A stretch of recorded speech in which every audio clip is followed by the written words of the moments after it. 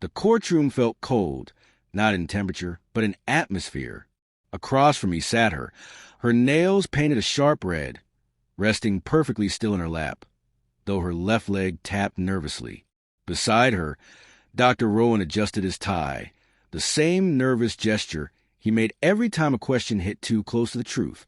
Their lawyer cleared his throat, reached for his water, but I didn't flinch. The judge's voice cut through the tension. "Mr. Alden, you may proceed." I stood quietly, holding a thin folder, just 3 pages, but those few sheets held enough to shatter lives. Maybe more than one. I glanced toward the gallery. Nobody mattered. My focus was on a small photo tucked inside my wallet. My son, Liam. He was only 8 when he died.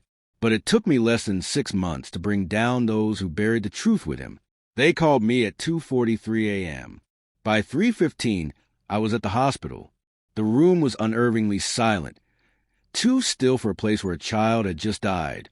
No machines beeping, no nurses murmuring sympathy.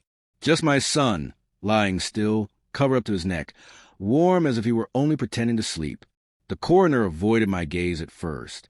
"Sir," he said cautiously, "there's something inside him."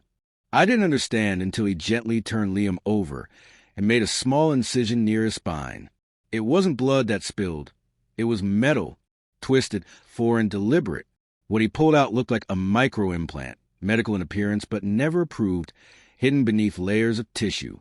I held my breath. "What is that?" He didn't answer. He didn't need to.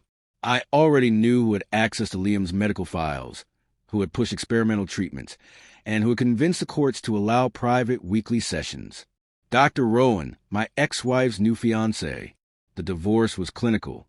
She said I was emotionally unavailable, that Liam needed someone more present. They painted me as a distant father, more invested in work than bedtime stories. She brought in specialists, reports, testimony. Custody slipped through my fingers like water. Rowan smiled politely in court, a man of respect and compassion. He brought Liam books and toys and promised to help with his seizures. But I noticed that every time Liam returned from those treatments, he was drained, unfocused, and his drawings grew darker. I voiced my concerns, but no one listened. Then Liam was gone, just gone. The first crack came from Rowan himself. He accidentally left his tablet in the waiting room during a custody hearing. I sat beside it, staring at the screen as notifications buzzed. One preview caught my eye. Trial response, 87% suppression success. I knew that language. I was a biomedical engineer. I had written grants on neurosuppressants before, the kind used in military black operations. I took the tablet and copied everything. That night, I pulled every medical record for Liam and compared it to the files I'd stolen. Rowan wasn't treating my son. He was experimenting on him. With her permission, I kept my voice steady, my face composed every time I saw them, for every court-ordered pickup, every forced mediation. I smiled, nodded, played the part of the broken father trying to move on. Behind the scenes, I built a team, an old friend from Quantico, a quiet investigative journalist, a tech expert with military clearance. We traced the implant, prototype 47 Malawian Quatches, designed for seizure suppression through neural dampening. It failed in 9 out of 10 animal trials, had no FDA approval, but Shadow Startup pushed it under medical loopholes for discrete pediatric testing. Rowan was on their board. Her signature was on every consent form. Not once, but 7 times. My son wasn't a patient. He was a test subject. Back in court, I laid out the evidence, page by page.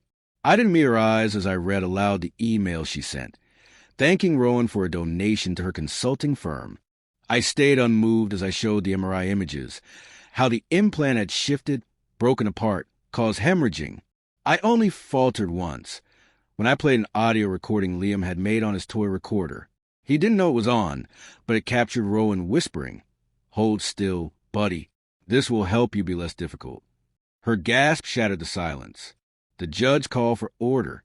Rowan denied everything. Then I handed the judge the final piece, the autopsy-certified image of the implant, still wrapped in Liam's tissue. The courtroom seemed to collapse inward. The trial ended in 2 days. Rowan was disgraced, arrested under federal laws prohibiting human experimentation. She lost everything: her medical license, reputation, her home. No one visits her anymore. She's not behind bars physically, but I built her a prison from her own choices. I never spoke to her as I left the courtroom. She tried to say something, but I looked past her. Now, every Sunday, I visit Liam's grave. There's a small, smooth stone there, a keepsake engraved with his handwriting. "Love you, Dad." I sit with it and listen to the wind. Sometimes it sounds like breathing. Sometimes it sounds like justice.